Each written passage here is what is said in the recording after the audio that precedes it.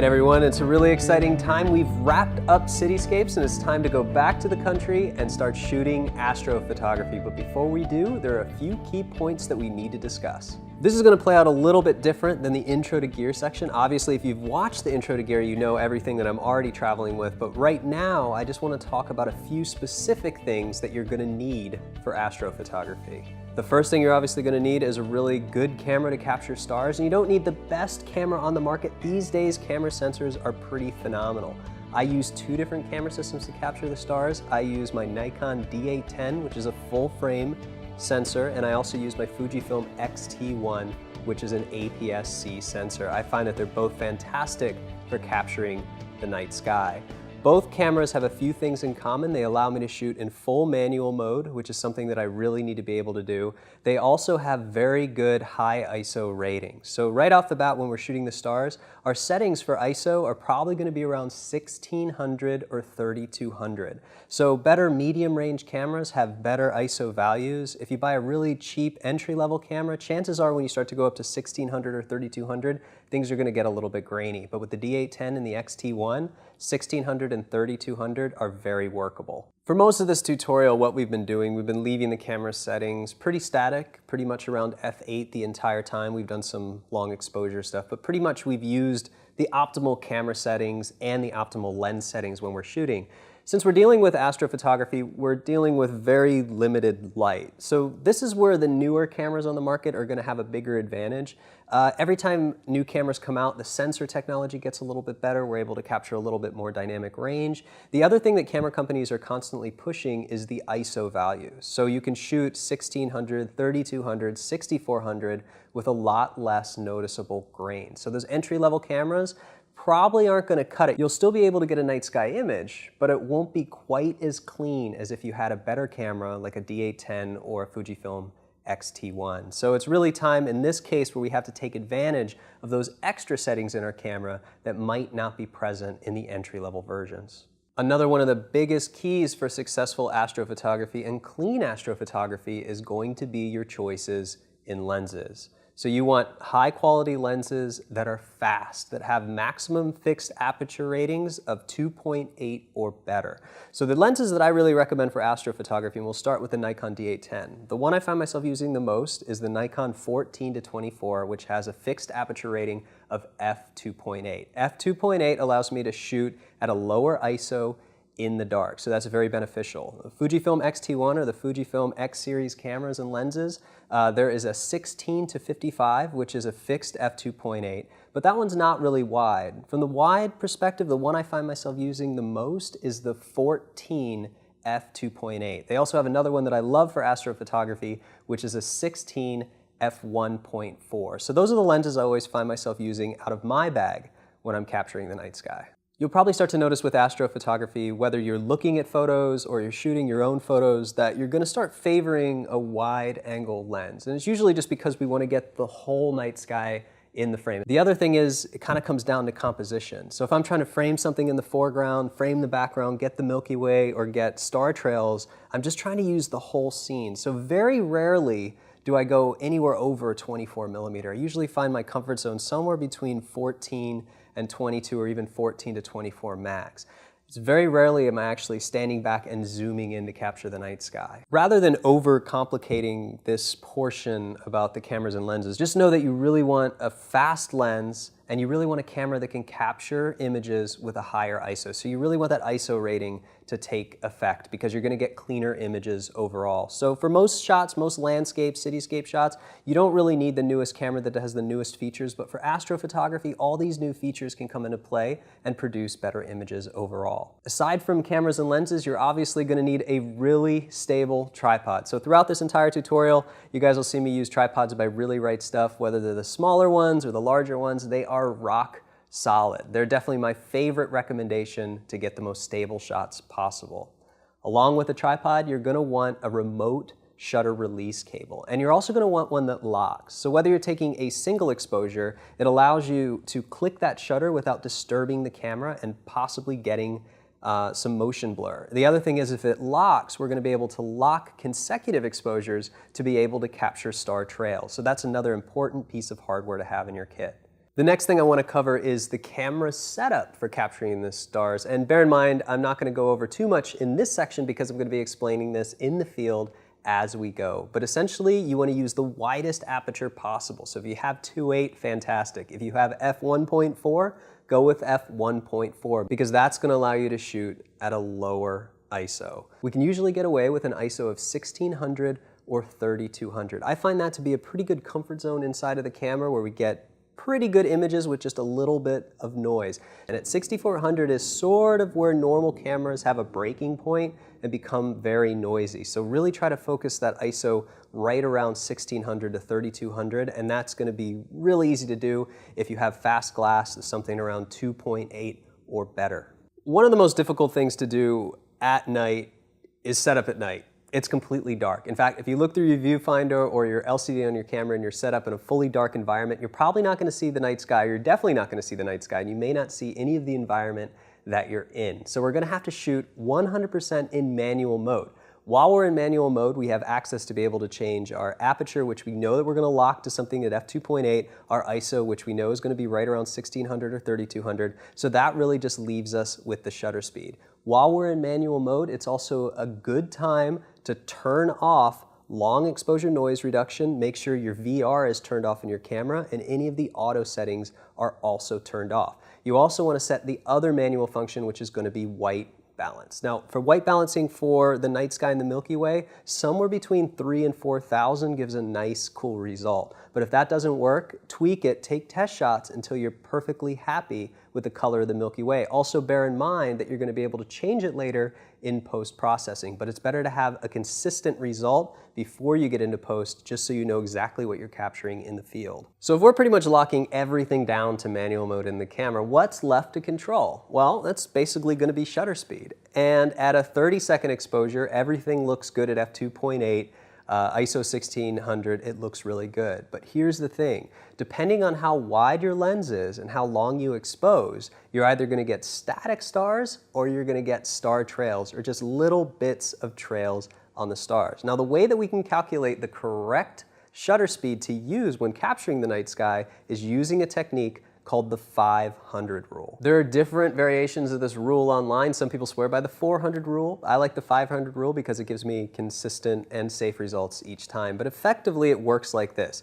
What you do is you take that 500 number and you divide into it the millimeter that you're shooting at. So say I'm using the Nikon 14-24 at 14 millimeter. I can divide 500 by 14 and I'll actually get 35, which means that I can safely shoot a 35-second exposure without getting any movement in the stars at all. Now, since my camera doesn't support an in-camera time of 35, I can safely shoot at 30 seconds and know that I'm going to get a really nice static starry sky. You can apply this 500 rule to basically any focal length. So 14 obviously is super forgiving because we can do 30 seconds and not worry about it at all. If we're shooting 200 millimeter, obviously that means that we could only do a 2.5 second exposure and we'd have to crank the ISO up ridiculously. So that's why the comfort zone is really somewhere between 14 and 24, because we can still do longer exposures, which means we can take advantage of lower ISOs. So think about this too. Say with a 30-second exposure, f2.8, ISO 1600, everything is perfect.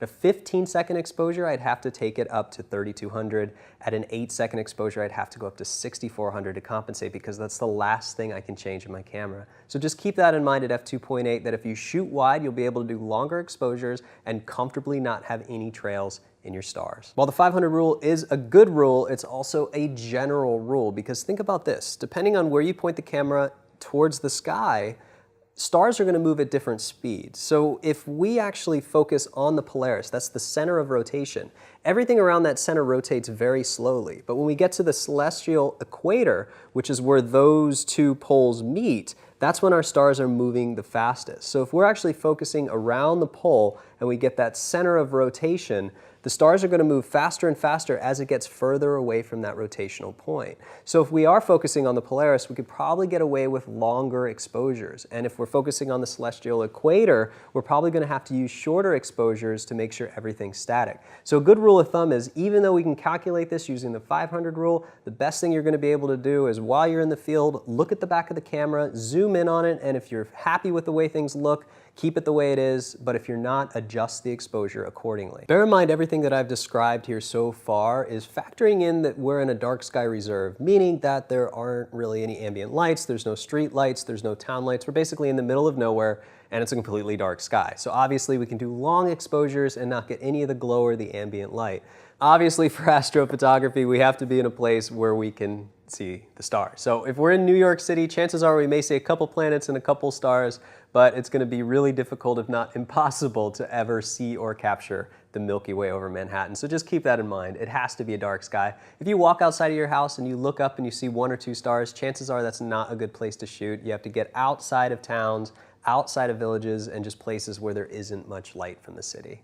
So far, all we've been talking about is the best settings to get static stars with no trails. But what if we want trails and stars? What if we want to do long star trails? Now, I have some really great shots in my portfolio where I've used really long star trails, and it's a technique that I'm going to show you guys how to do a few chapters from now. So how do we get those star trails, those really iconic, beautiful long star trails that are in so many of the images that we love? Do we do one long exposure? Well, that's certainly possible. You could figure out how to put neutral densities in the front of your camera or just set everything up and do a 2-hour exposure, but that's actually a mistake, and there's a few reasons why.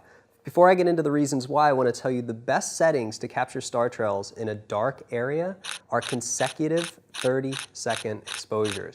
Now remember back when I said that at 14mm, 30 seconds is not going to produce any trails? That's okay. The technique I'm going to show you guys is called star stacking. So what we're going to do is shoot somewhere between 100 and 200 30-second exposures, and then in Photoshop, we're going to use a blending mode to stack them together and create seamless star trails. Now this is really good because we can use 30-second exposures and stack them. The great thing about this is, now think about your camera setup in the dark, it's very sensitive to light. So if you accidentally shine a light into the camera or somebody else shines a headlamp, some curious tourist shines a headlamp into your camera, it's going to ruin that frame, which ruins the entire sequence of star trails. So if you've already shot 50 and 2 frames get ruined, then you have to start all over. The benefit of doing it in 30-second exposures is that means you could just have to do another hour or 2 because you can stack them up. You can use whatever sequence worked. The problem is, if you try to do this in one exposure, one hour exposure, any tiny little bit of light leak in your camera, any tiny little vibration of the camera, any little thing can mess it up. The benefit of 30-second exposures is we can literally just shoot 200 or 300 throughout the night and use the best 100 or 150 to create the star trails that we want. Another thing to note about star trails, we're going to be shooting in Lake Tekapo, which is a dark sky reserve. We don't have to worry about town lights or city lights or anything like that. But if you are doing star trails in cities and there's a lot of ambient light from cities, sometimes it's better to do 15-second exposures instead for that same benefit if you don't pick up a lot of the light damage from the town. So you have to keep in mind that it doesn't even have to be 30-second exposures. You could do 500 5-second exposures, 250 10, or 100 30-second exposures, whatever you feel comfortable with, because in Photoshop, all of those little dots or micro streaks from the sky are going to line up and create these beautiful trails. The last thing that I want to cover about star trails is if you're shooting wide, obviously a 30-second exposure is just going to have the tiny little bit of movement,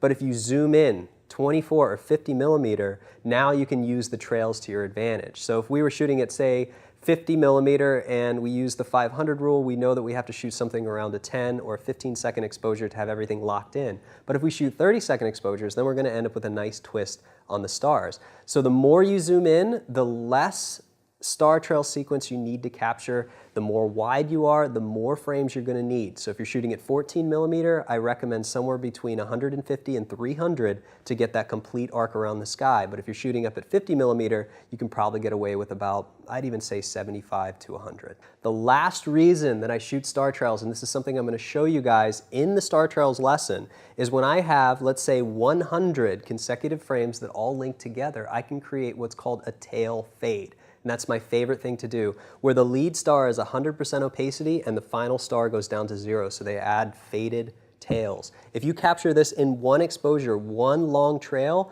it's almost impossible to get that to be a star fade without extensive painting in Photoshop, where I can just change the opacity from layer to layer. We've covered gear, we've covered settings, and now I just want to talk a little bit about what makes a great scene for a night sky photograph. Now, this is something we're going to be covering in the field, but essentially the same rules apply.